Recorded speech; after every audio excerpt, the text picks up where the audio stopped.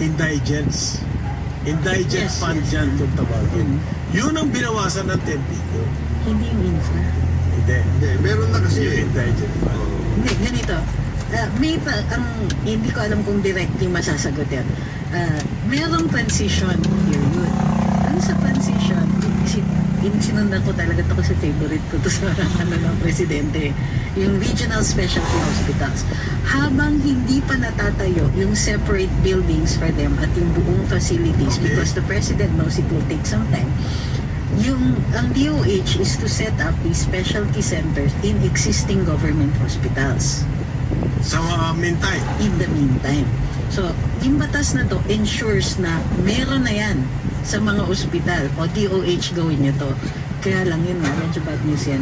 No, it's not about the facilities. It's about the use of this particular money to support yung indigents. Kasi pupunta ka doon, halimbawa, magpapa-heart operation ako, ang kaya ko lang pera is 10,000. Ang heart operation is 50,000. Doon ka kukuha kayo. Sa band na yan. Ang aking tingin dyan, baka inilagay sa ano eh. Sa iba? Hindi, baka inilagay, it will still be an assistance fund in a sense.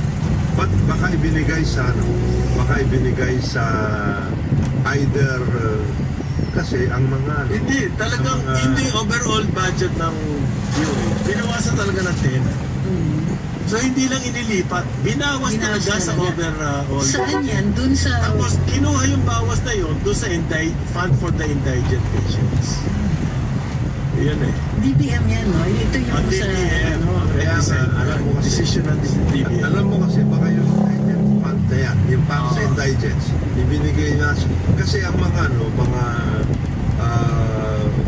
NGOs binibigyan niya, ang members of the legislature binibigyan. Na halimbawa ikaw, meron ka lang letter guarantee, that already... Pwede ka nang doon. Something like that. Baka ganon, I don't know. Kasi usually meron ganon eh. Yan nga dati, nagkaroon ng problema ang that is Congressman Francis Amado. Kasi meron na allocation para sa members of Congress at that time, 10 million for indigents. Yun daw binawas. Kaya daw hindi na kailangan ng DOH dahil doon sa vaccine. Oo, naintindihan ko yun eh. Kailangan bawasan eh. Dahil napakalaki nga na naging budget ng DOH noong panahon ng COVID. So kailangan bawasan ngayon. Kasi hindi na COVID eh. So hindi na nila kailangan. Ang tanong ko po, bakit doon kinuha yung bawas? Sa indigent fund. Pero ang sagot na niya ngayon is since may bagong batas, kailangan mag-allocate ang Kongreso ng budget para doon sa bagong batas. Normally yan, di ba? Yung ilalatag ng DBM na National Expenditure Program, sinusundan niya ng Kongreso. Iniimbestigahan lang nila, nagka-question lang sila during the budget hearings kung tama pa ito. Pwede silang magbawas. Pero yung pagdagdag beyond the National Expenditure Program, pinagbabawal yan ang ayon sa itong batas. Meron silang konting paligid. Pero ito, mag-cure yung 10 billion budget deficit, Congress will supply that under this new law. Ibig sabihin, pwede silang wala doon sa sa Department of Health. Dapat. On top of the recommendation of the Department of Budget and Management.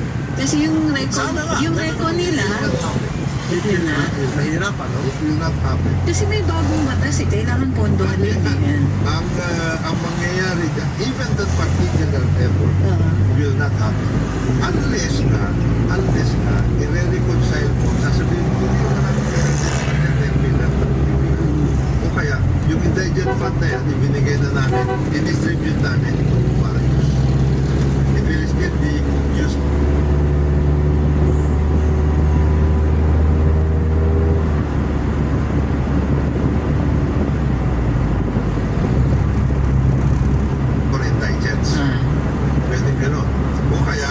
Sabihin natin, itong allocation na ito for the department. Binawas pa rin doon. Hindi nilipat eh. Binawas, tinanggal talaga. Kaya pa, yan ang malaking question. Ang ibig sabihin doon, yung indigent fund supposed to be 10 billion, ganyan, will now come, From other sources. Yan ang pwede mangyari dyan. Tapos, ang problema, saan nila nilagay yung 10 billion? Wala nga, tinanggal lang. Kaya nga, saan Hindi nila? naman nilipat. Tinanggal lang. Tinanggal. So, mayroon pa. Wala na pinaglipatan. Kumbaga, Magtatawagan mo, erase from the face of the earth. May pagkukulang na ngayon ng indigent fund. Saan ka kukunin? Yan, sa kukunin. Meron siguro. Eh, yun ang alamin natin. Over the range. Philip, kayo ba sagot dyan? Ganon. Teka, sino ang sagot dyan? Eh, kailangan yan eh. Bakit yung kailangan? Yun yung tatanggalin. Bakit hindi yung flood control projects ang takyasan? Ngayon, yung mga Di ba? yung mga pera para sa mga new hospitals, etc., that is a separate issue yan. That will really have to be funded. When is this going to be funded? Ngayon ba yan? O next budget? Or what? We don't even know. Or will it be a PPP? Pwede rin kasing ganun. Ano? Pwede rin sila mag-PPP. Yes. Which is happening. Which is happening. Halimbawa. Hindi, maski na, halimbawa yung o kaya, halimbawa yung sa cancer center sa PGH, yun ang nangyari. Private sector yun. Private sector. Pero hindi i-implement. At talang, meron siguro yung mga foundation na tutulong dyan. Pero private initiative. Meron set aside na certain portions for indigents. Anyway, yung pong batas na yan na magkakaroon ng regional centers, yung specialty centers. Long overdue. Parang ba po ni FM, yan ang talagang plano. It took us 40 years. They have to get to take Create a law. Kaya akala ng mga tao. Eh, mabuti nga, batas na ngayon. Oo, mabuti na. Dati, programa lang to ni Imelda. Yes. Ngayon, batas na. Ngayon, batas na. Obligado tayo ngayon. Yes. Ito, we have to do it. Ahead of its time. Obligado tayo ngayon. Kung magbabalik ang kakuha ng oras natin ay 32 minutes. Balikan natin ang ating mga karapatan. Sa DWIZ. Nagpapalagay pa lang sa kapag yung Saint-Milan, Conrad Wala. Sa manin mo yung pag-usip-isip sa akin.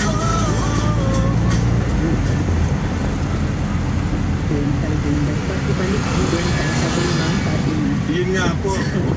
Maganda yan sinasabi. Dental sa public schools. Matagal na yan. Pag tinanggal po nila Korean meron dating Bureau of Dental Services na nasa Department of Education. Nawala yun. Tinanggal na pa natin po. Ang pwede lang gawin dyan, Ano yung kinasano district-wide. For Ano yung review. justification for the dental care sa public schools? Sa schools. Kasi kami meron din naman sa private schools. Ang alam ko no, Required na school nurse. may mga dentista umiikot sa mga public schools. Pwede lang gawin. Panay check-up yan. Pwede lang gawin by district. Alam niyo po ngayon, one of the leading causes of absences, yung dental problem.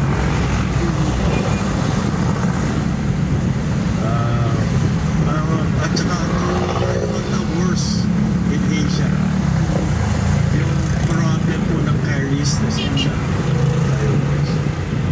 Alam ko po yan kasi gumagawa ako ng press list.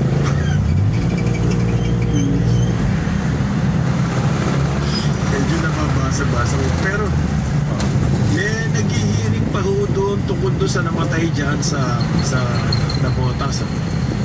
Tuloy-tuloy pa yung hearing dyan ng Senado.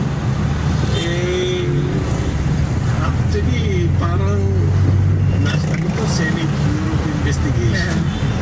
Sabi nila, totoo po dito dapat talaga yung kaso niya, yung investigasyon niya doon sa police.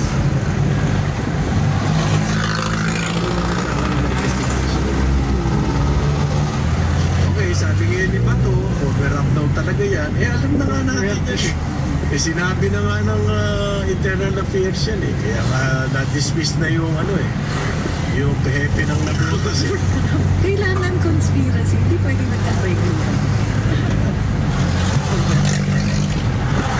Mamaya may nakikita ka na dyan. ano yan talaga kasi tingin ko yung mga ganyang kaso and hindi, sure ako yung mga ganyang kaso when the Senate or the House suddenly become investigative bureaus, they're avoiding certain issues. So ito na lang ang pakpakin natin. Easy target low hanging fruit to mga to Balatan natin sila. Oo, kasi nakita sa social media, galit na yung mga tao. Sige, kampihan natin ang bayan dito. Kaya naman ako kung hukuman ang dapat gumagawa nito, di ba? Intensified yan. Yan. Intensified. Kagaya yung retirees. Okay. Na nagbunot ng baril. Yan ngayon. Yan. Sure. Ay, hindi, may bago ng info about that. Kasi May bago, nakita matagal na yun. na ano niya yung rider, yung pala, sinakyan na sa allegation na dinidisarm niya. Yung isa, pareho sila may baril eh. Nung una nag-explode na naman ng social media. Sino ba ito? Nanutok na naman ng baril. Yung pala, dinidisarm niya. Yung rider. Yes. Oo. Meron din baril yun. Pareho sila may baril. Pareho sila may baril. Tama sa training yun. I-disarm mo. Pagka Bakit may baril yung rider? Pareho sila. pareho sila. Lisensado ba pareho? Kung pareho hindi, we're looking Pero at three matagal na cases ba yun? here. Matagal na yun? August 25. August. This month. Kailan ba? A few days ago. Last week. Kaya lang. Pero, Na-video rin. Kasi, bakit mag-iimbestiga Masala siya? naman nung at syempre, lumabas lang sa social media na weekly ang attention span. Yung portion na yun, and yun yung beef ko as a defense counsel. na ang lalabas yung most inflammatory part. So lahat ng yung buong publiko, gusto na yan, burn at the stake, bigti na yan taong yan, hindi yan dapat tanggalan ng lisensya, tanggalan ng pabaho, tanggalan ng buhay yan. Namabrod, no? Correct, ang dami nang sinabi. Pagdating sa hukuman, dun mo makikita yung buong video and the public doesn't see that. Yan. Paano yan? That's why before, I used to take on these cases. Siya talaga nagpanggago sa kotse. May mga ganyan. So what I'm saying is that, kunwari, sa road rage, Si Willie Gonzalez, yung nagigitara. Ay, yung nagkasan ng baril. Yung nagkasan mo ng baril. Kinasuhan na raw po hapon. hindi dapat lang kasi nalutok siya Pero ang tanong is, Pero ano lang po, alarm and scandal lang daw yung kaso. pwede. Ang ano po niya, meron lang siyang multa na 40,000. Tinaasan niya. Hanggang 30 days lang po ang kanyang jail time. If may ipapataw. Kasi calling or Makakonvict siya. saka Yun lang po, magaang lang yung kasong isinampas. So, yung mga ganyan. Ako, Ano yan? Katugay. Nasaan daw yung nagbibisikleta? Kasi ayaw niya mag-testify. sinasabi nila dahil baka siya kayo nakapag-testify. Because there are two crimes. So, nung inareglo nila yung isang crime, well, merong karapatan si rider na magkaso on the second one. Pero, pwedeng, bawiin. Hindi, nagkaso na nga Quezon City. Oo, sinong witness nila? Kaya nga, nagpa-call out si Mayor Lloyd na kung sino man nakakaalam, whereabouts ng alam sa amin, kami sabi sa kanya na handa namin siya tulungan. Dahil hindi na makita. Yung pangalawang video naman, yan daw nangyari sa Osmeña in Pasay Road. Ayan na nga yung April of 2020. Yung nakasakay yung Dinidisarm niya. Pala dinidisarm na He was trying to disarm. Pero ex-police din po ito. Ex-arm. Yun na nga sinasabi natin. Pero hindi siya pumunta na dinidisarm na muna. Tapos nung tsaka siya na Bumulat naman. Ayun na nga sinasabi natin. Marami ngayon binaviral. inuupakan ngayon yung ex-RD. Marami ngayon bumaviral na kasi it is become a show in a sense. Huwag mo natin pag-usapan.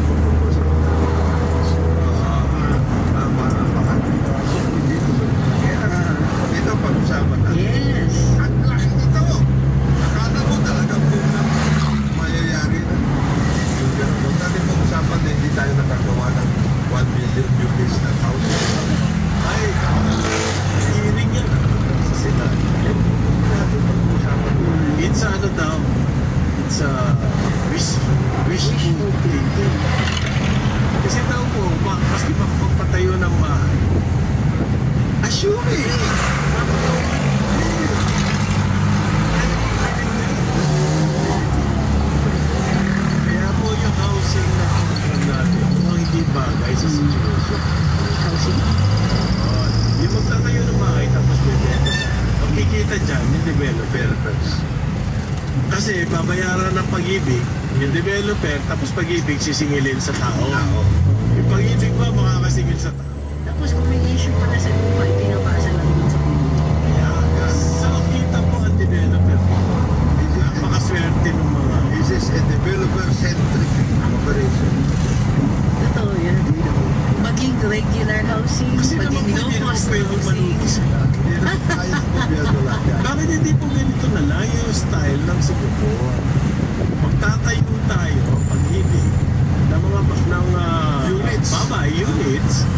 Tapos socialize your rent yan. Diba?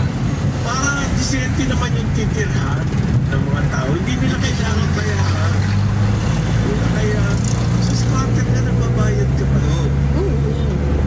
Pero puntong yan, yung mga siga. Slumlord. Yan. Di ganun lang ang gawin natin. Tapos may mga point system yan. Diba? After 3 years, Pag maganda na ano mo, isa ka. Tumipa ka sa pagbenta ng lugar. yeah. Lilipat ka na kasi. Kaya diba, bigyan mo naman yung iba dyan. Hindi ko makakatugod sa developer issue. Kasi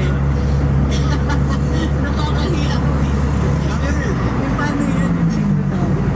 Ay! Huwag naman. Ano po yun? Nasisynthesize ko. Ayan na, developer. When I am the secretary. I am the secretary. Yes. Secretary. Hindi ako developer. Ang gawin natin, yung pagawin niya sa rice tariffication, may hearing. Rental muna. Okay. Those who can afford, buy. Fine. Pero, nabihan natin ang rental problem. Pero parang do we have enough resources to meet this many? Ang resources po natin ngayon, may palagay ito dapat ito. Yung nasa babang baba sa laylay. Sorry, ay atiyos na. Ay ganda na ng paso ko eh. Sa laylay. Wala na bayan eh. Hindi ko nila. Puro siya pagpukaw naman eh. Nagabarin mo agad ako eh. Ganda na ng paso ko eh. Dito tayo sa rental Yung mga, yung magtayo po tayo para doon talaga sa mga priority. Yung mga nakatira sa mga riverbanks. Ako po. Kita niyo ba yung papasulong para kang papasok ng lungga? At saka may mga level yun sa riverbanks. Pero hindi ako utak sa Guadalupe. Sabi. Yan ang mga priority natin. Tanggalin natin sila doon. Pero magtayo tayo ng mga needs. Subsidize ang rent. Sabi ko, pagkakaayos na ang buhay nila, tanong din pwede silang lumipat. Yun! Meron ganun scheme. May ganun scheme. Alam ko sa Pilipinas, hindi yung Dililipat dyan? Nung isang araw lang nanonood ako yung bagong nila Tito Biggie, nila Tito Sen. Titubigan nyo. Sugod bahay. Sugod Ano ba yung mantakin mo, sinugod nila yung bahay? O saan ang bahay mo? Kasi susundan nila Jose Manalo. Alam mo saan nakatira? Doon sa fire station. Umay. Tapos doon sa fire station, ilan sila Ilagay. pamilya Oo, doon? ilang pamilya. Tapos, bakit kayo nakatira dito? Dahil dating bumbero yung Asawa niya. asawa, yung So doon na lang Hindi na sila tumitira. kahit ang nasa Eh MWS. kasi nga walang choice. Sa MWS, ganun din eh. Hindi, yung iba kung kasi. walang choice siya, titira ba sila doon? Correct. Ayoko nga tumira doon. Parang sa Bucor din niya. Sa Alam mo, susuportahan din niya ng ano eh. Suportahan din niya ng PIDEA. Alam mo bang hindi ma-raid yung mga yan? Ang hirap-hirap. Kaya nga dati di ba humihingi ang NBI ng helicopter? Kasi hindi mo ma-raid yan. By the time umabot ka dun sa, sa gitna, either nakatakas na o kayo yung patay. Nakuyog na kayo. So, nakakreate tayo talaga ng how do you call it? Colonies Law eh. enforcement proof areas. Mga colonies. Pero Kaya nga, Secretary, ating kaibigan, si Rosario, sinasabi naman, lower amortization with participation of the government.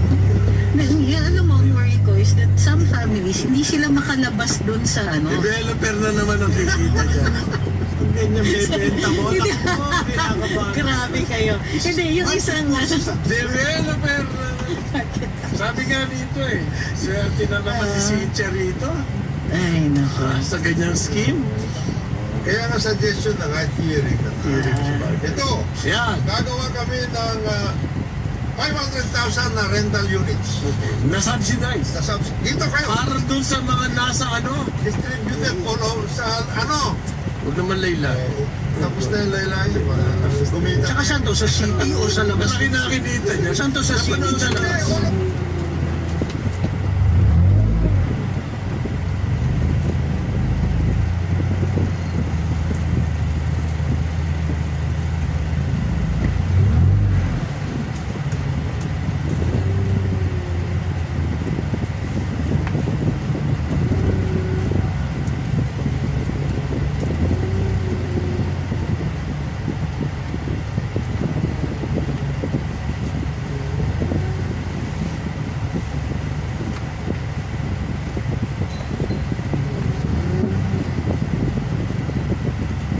Ang worry ko rin sa rent subsidized, Yeah. yung pamilya minsan hindi makaahon.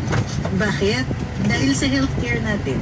Once lang, one family member matamaan dyan at hindi kakayanin sa PhilHealth, bakun na yan sa utang.